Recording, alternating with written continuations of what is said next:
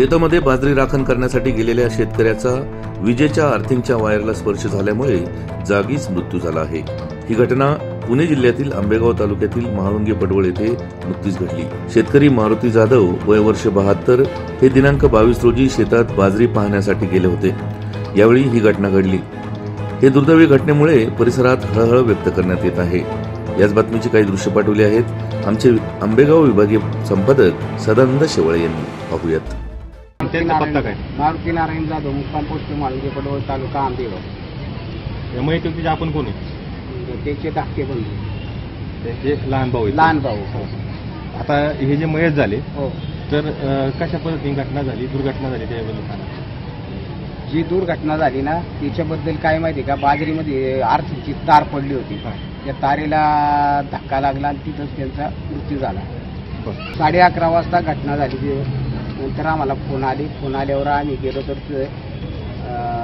सदर आमच्या बंधूचं मयत झालेलं होतं। जागेवरच ऑफ झाली।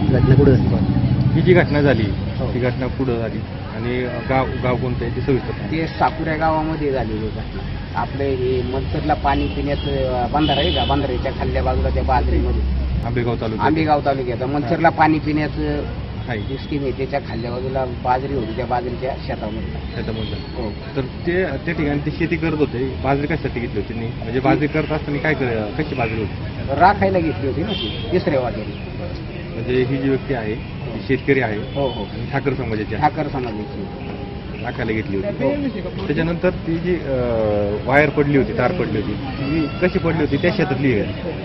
त्या शेतातच बाजरीत पडली होती ना, त्या पोलवरनं। पोल जवळच आहे, जवळच्या जवळच्या पोलवर वायर त्या शेतातली। हो, आणि यांना ती दिसली नाही आणि पायात चपला नसल्यामुळे मग लवकर ती।